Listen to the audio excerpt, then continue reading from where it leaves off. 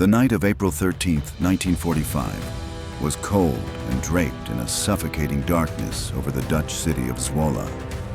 The city was holding its breath. For 5 long years, the people of this medieval town had lived under the jackboot of Nazi occupation. They had seen their neighbors disappear into the night. They had watched their food supplies dwindle to nothing. They had learned to walk with their heads down and their eyes averted. But on this night, the fear was different. It wasn't just the Gestapo they were afraid of. It was the rumble of thunder in the distance, the sound of the approaching Canadian artillery. The rumors had been swirling for days. The liberators were coming, but liberation often came at a terrible price. The Canadian commanders, hardened by the brutal fighting in the Scheldt and the Rhineland, had decided that Zwolle was a German strongpoint. They believed the only way to root out the infestation was to level the city. The artillery batteries were already traversing their guns. The coordinates were being checked. By sunrise, the beautiful gabled roofs and the ancient church towers of Zwolle were scheduled to be turned into a smoking pile of rubble to save the lives of the advancing infantry. But outside the city limits, in the muddy ditches and flooded fields that separated the Canadian lines from the German defenses, something else was moving. It wasn't a tank division. It wasn't a regiment of stormtroopers. It was 2 men, 2 French Canadians from the Regiment de la Chaudière, creeping through the freezing darkness with grease paint on their faces and Sten guns in their hands. One of them was Corporal Welly Arsenault. The other was a man who had already become a myth, a ghost story whispered about in the mess halls and foxholes of the 1st Canadian Army. He was a man with a pirate's patch over one eye, a broken back that he had simply walked away from, and a temper that terrified his officers almost as much as it terrified the enemy. His name was Leo Major, and he had decided, with an arrogance that bordered on insanity, that he wasn't going to let the artillery destroy the city. He was going to take it himself. To understand the madness of what was about to happen in Zwolle, you first have to understand the man. Leo Major was not a soldier who fit into any manual. He was a force of nature, a brawler from Montreal who had joined the army not out of a sense of polite duty, but because he wanted to fight. He was the son of a railroad worker, a man who had grown up on the rough streets of the Depression era, learning early that if you didn't swing first, you didn't get up. When he landed on the beaches of Normandy on D-Day, he didn't run for cover. He ran toward the gunfire. He was a hunter. He moved through the hedgerows of France like a phantom, disappearing for days at a time, only to return with a bag full of German badges and a grin on his face. But the war had tried its best to kill him. It had tried to break him, and in doing so, it had only made him more dangerous. The first time the war tried to take Leo Major out of the equation was in the Bocage country of Normandy, just weeks after the invasion. He was on a reconnaissance patrol, moving alone as he preferred, when he stumbled upon a group of SS soldiers. In the ensuing firefight, a phosphorus grenade exploded near him. Phosphorus is a soldier's nightmare. It doesn't just burn, it eats. It sticks to skin and bone and burns until the oxygen is cut off. A piece of the burning chemical struck Leo in the face, searing his left eye. By all rights, his war should have ended there. The medical officers took one look at the damage and tagged him for a ticket home. He was partially blind. He was in agony. The war was over for him. But when the doctor told Leo he was being discharged, the response wasn't relief. It was fury. Leo Major stood up, slammed his hand on the table, and told the doctor that he didn't need 2 eyes to sight a rifle. "I aim with my right eye," he growled. "The left one is just for depth perception, and I don't need to know how far away a Nazi is to kill him." He refused the evacuation. He walked out of the aid station with an eye patch and a permanent scowl, rejoining his unit. He looked like a pirate, a modern-day corsair in khaki, and the legend of the one-eyed ghost began to circulate. But the eye was just the beginning. The second time the war tried to stop Leo Major was in the fall of 1944, during the Battle of the Scheldt. This was a miserable, wet, grinding offensive to clear the Dutch estuary so Allied ships could use the port of Antwerp. It was a battle fought in mud that could swallow a man whole, under gray skies that never seemed to clear. It was here that Leo proved that his refusal to go home wasn't just bluster. It was a lethal promise. During a patrol, wet and freezing, Leo spotted a German Hanomag half-track moving down a dike. Most soldiers would have radioed for support or set up an ambush with a squad. Leo was alone. He didn't care. He sprinted across the open, muddy ground, dodging the icy rain, and leaped onto the vehicle while it was still moving. He stuck the barrel of his submachine gun into the driver's face and ordered him to stop. But that wasn't enough. He saw a German officer nearby and realized he had stumbled onto something bigger than a single vehicle. He found a Garrison. Instead of retreating, he started shouting commands, firing into the air, creating the illusion of a massive, encircling force. He bluffed with such ferocity, with such absolute confidence, that the German soldiers, demoralized, cold, and terrified of the crazy Canadian, began to throw down their weapons. By the time Leo walked back to the Canadian lines, he wasn't alone. He was marching 93 German prisoners ahead of him. 93 men, captured by one Canadian with one good eye. When he arrived at battalion headquarters, the officers couldn't believe what they were seeing. It was a feat worthy of the Distinguished Conduct Medal. The recommendation was written up immediately. General Bernard Montgomery, the commander of the 21st Army Group, was set to pin the medal on Leo's chest. It was the highest honor a soldier could dream of. But Leo Major wasn't interested in honors from men he didn't respect. He had watched Montgomery's slow, methodical command style cost Canadian lives in the Scheldt. He blamed the British general for the incompetence that had led to so many of his friends dying in the mud. So, when the time came for the ceremony, Leo Major declined. He told his officers that Montgomery was incompetent and that he didn't want a medal from him. It was an act of insubordination that would have landed any other soldier in the stockade. But you don't put a man who captures 93 Germans single-handedly in jail. You just shake your head and send him back to the front. Then came the broken back. It happened in February 1945. Leo was in a Bren gun carrier, a small, tracked armored vehicle, when it hit a mine. The explosion was massive. The vehicle was tossed into the air, and Leo was thrown violently against the steel hull. He was evacuated with catastrophic injuries. His back was broken in 3 places, 4 ribs were smashed, and both ankles were fractured. The doctors in the field hospital in Belgium were definitive this time. "The war is absolutely over for you, Private Major," they said. "You'll be lucky if you walk without a cane again, let alone fight." They began the paperwork to ship him back to Montreal, but they didn't understand the physiology of sheer will.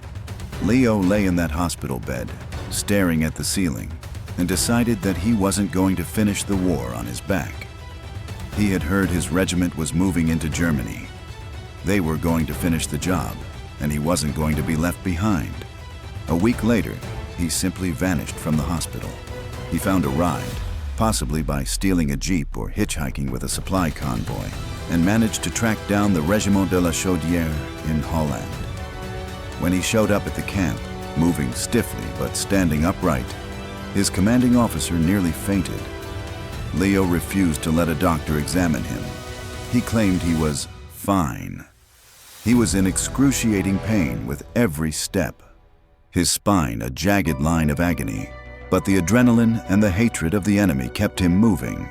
This brings us back to that dark night outside Zwolle in April 1945. The regiment had halted on the outskirts. The commanding officer summoned Leo and his best friend, Corporal Welly Arsenault. The situation was grim. The Dutch resistance had sent word that the Germans had fortified the town. The Canadian artillery commander was looking at his maps, preparing a barrage that would flatten the city to minimize Canadian casualties during the assault planned for the next morning. But the CO knew that Zwolle was filled with civilians. He wanted one last look before he gave the order to fire. "Major, Arsenault," the officer said, looking at the map. "I need you to get into the city, reconnaissance only. Find out where the strong points are. Radio back, do not engage unless necessary. We need to know if we can take it without leveling the place, but if the Germans are dug in deep, we shell it at dawn." Leo looked at Welly. They both knew what that meant. It meant thousands of innocent people, men, women, children, would be buried under their own homes in a few hours. Leo adjusted his eye patch. He grabbed his Sten gun and filled his webbing with as many grenades as he could carry.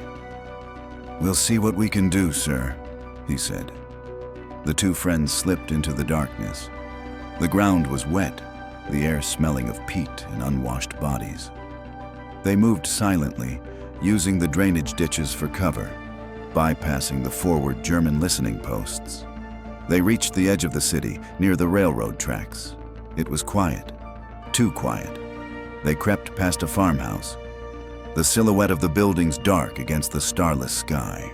Suddenly, the silence was shattered. A burst of machine gun fire erupted from the shadows. Welly Arsenault crumpled to the ground. Leo dove for cover, his heart hammering against his ribs. "Welly!" he hissed. There was no answer. The German sentries had been waiting. They had spotted them. Leo rolled, bringing his Sten gun up, and fired a long burst into the darkness where the muzzle flashes had come from. He heard a scream, then silence. He crawled over to his friend. Welly was gone. He had been killed instantly. For a moment, Leo Major lay there in the mud, the only sound the ringing in his ears and the distant barking of a dog. He looked at the body of his friend, Welly, who had survived the beaches, the mud of the Scheldt, the freezing winter. Welly, who was supposed to go home to Quebec and raise a family. The grief washed over Leo, hot and blinding, but just as quickly as it came, it froze. It turned into something solid, something cold and hard like a diamond. He looked at the city of Zwolle. He looked at the German positions. He looked at his watch. It was just after midnight. The artillery barrage was scheduled for dawn. He could go back. He could crawl back to the Canadian lines, report that Welly was dead and the Germans were alert, and let the artillery do its work. It would be the sensible thing to do.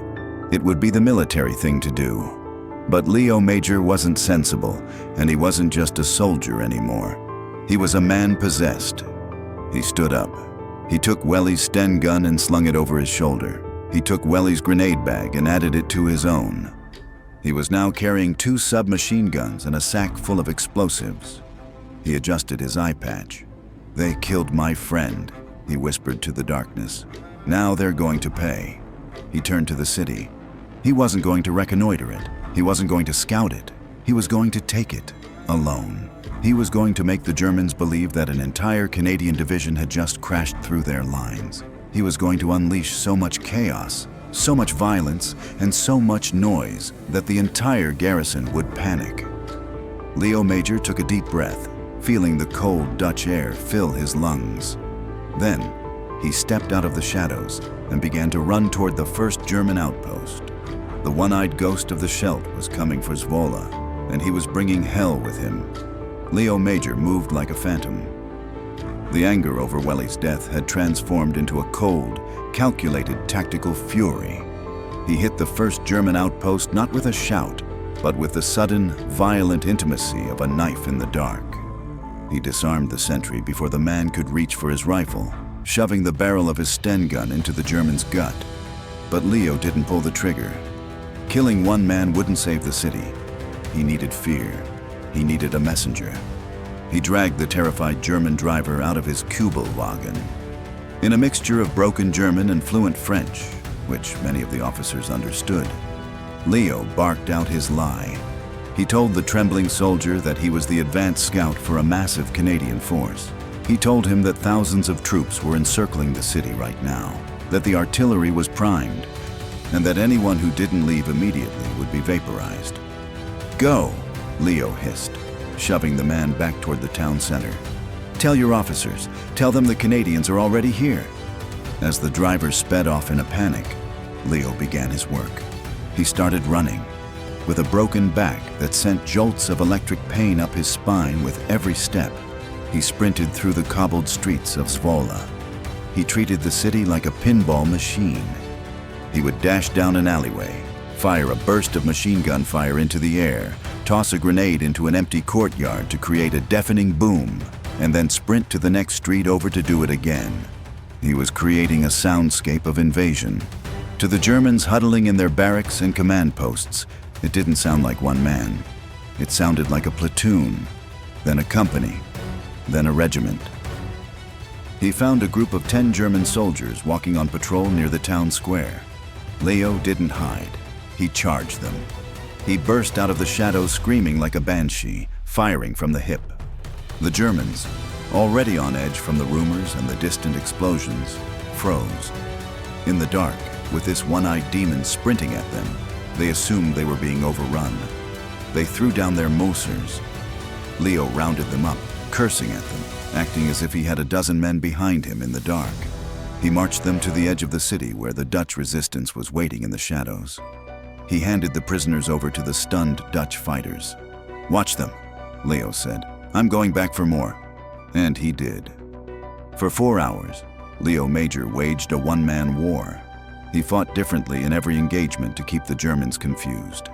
At the town hall, he kicked in the door and sprayed the room with bullets, killing 2 SS officers who tried to draw their Lugers.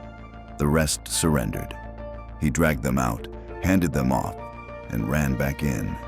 At the local church, he climbed the steps and threw grenades into the street below, making it seem like mortar fire was raining down. He found the Gestapo headquarters, the building that had been the source of so much misery for the people of Zwolle. He engaged the guards in a vicious firefight, killing them, and then set the building on fire. As the flames rose into the night sky, they acted as a beacon. The Germans saw their stronghold burning, and the panic turned into a rout. But it wasn't just running and gunning. Leo played the psychological game masterfully. He burst into a tavern where German officers were drinking, trying to ignore the encroaching doom. He stood in the doorway, an eye patch over his face, mud on his uniform, a Sten gun in each hand. He looked like the angel of death. He told them calmly that the bridge out of town was about to be blown by the artillery. He gave them a choice: surrender now or die trapped in the rubble. He let one officer escape. He wanted him to escape. He watched as the officer ran to the Garrison commander, screaming that the Canadians had infiltrated the city center. The chaos worked. The German commander, convinced he was facing a superior force and that his defensive line had collapsed, gave the order to retreat. The garrison of Zwolle, numbering over 1,000 men, began to flee. They poured out of the city, crossing the Zwolle River, blowing the bridge behind them to stop the phantom army that was chasing them. They ran from the noise. They ran from the fire. They ran from one man with a broken back and a heart full of vengeance. By 4 a.m., the shooting stopped. The last German truck had rumbled out of the city. The silence that followed was heavy, but it wasn't the fearful silence of the night before. It was the silence of a vacuum. Leo Major stood in the center of the town square. He was exhausted. His back was screaming in agony. His uniform was soaked in sweat and mud. He was alone. He checked his ammo. He was almost dry. Slowly, hesitantly, the doors of the houses began to open. The people of Zwolle, who had been hiding in their cellars waiting for the artillery barrage that never came, peeked out. They saw the burning Gestapo headquarters. They saw the empty streets where the Nazi flags had flown for 5 years. And they saw the solitary figure standing under the street lamp. The first civilian approached him cautiously. "Are the Canadians here?" the man asked in Dutch.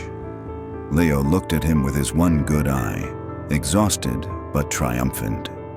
"I am the Canadian," he said. The realization swept through the crowd. There was no army. There were no tanks. Just him. The word spread like wildfire. The church bells began to ring. The phantom had liberated them. Men and women poured into the streets, weeping, laughing, touching his uniform to make sure he was real. They tried to lift him onto their shoulders, to celebrate him, but Leo winced and pushed them away gently. His back couldn't take it, but Leo wasn't done. He pushed through the celebrating crowd. He had one last mission. He walked back to the outskirts of the city, back to the cold ditch where the night had begun. He found Welly Arsenault's body exactly where it had fallen. The sun was just beginning to crest over the horizon, painting the sky in shades of pink and gray, the same dawn that was supposed to bring the destruction of the city. Instead, the city was safe. Leo knelt beside his friend. He didn't cry. He simply picked Welly up, hoisting the dead weight of his friend onto his broken shoulders. He carried him back toward the Canadian lines. When the main body of the Regiment de la Chaudière advanced at dawn, expecting a brutal street-to-street fight, they were met not by machine gun fire, but by cheering crowds. They found the streets lined with Dutch flags, and they found Leo Major sitting on a curb, eating a breakfast that the locals had cooked for him, his weapon resting against his knee. The commanding officer was speechless. He had prepared for hundreds of casualties. Instead, the city was intact, the civilians were alive, and the enemy was gone. Leo Major had single-handedly liberated a city of 50,000 people. For his actions that night, Leo was awarded the Distinguished Conduct Medal, his second. He is the only Canadian and one of only 3 soldiers in the entire British Commonwealth to receive the DCM twice in separate wars. Wait, no, that's not right. He received it twice in the same war. Correction, he is the only Canadian to ever win the DCM twice in 2 separate wars? No. Leo Major is the only soldier in the Commonwealth to receive the Distinguished Conduct Medal twice in 2 different wars, World War II and later, the Korean War. But that night in Zwolle was his masterpiece. The legend of Leo Major didn't end there, but the liberation of Zwolle remains his most cinematic feat. Every year, the people of Zwolle still celebrate the anniversary of their liberation. They don't celebrate a division, they don't celebrate a regiment. They celebrate the night the one-eyed ghost came to town. They named a street after him. And for decades, Leo would return to Zwolle, not as a conqueror, but as a friend. Leo Major passed away in 2008. But if you go to Zwolle today, you can still feel the echo of that night. You can stand in the square where he stood. And if you listen closely, you might just hear the sound of running boots on cobblestones. And the phantom laughter of the man who decided that he didn't need an army to win a war. He just needed a little bit of anger and a whole lot of guts. The Germans had thousands of men, tanks, and fortifications. But Canada had Leo Major, and that, as it turned out, was more than enough.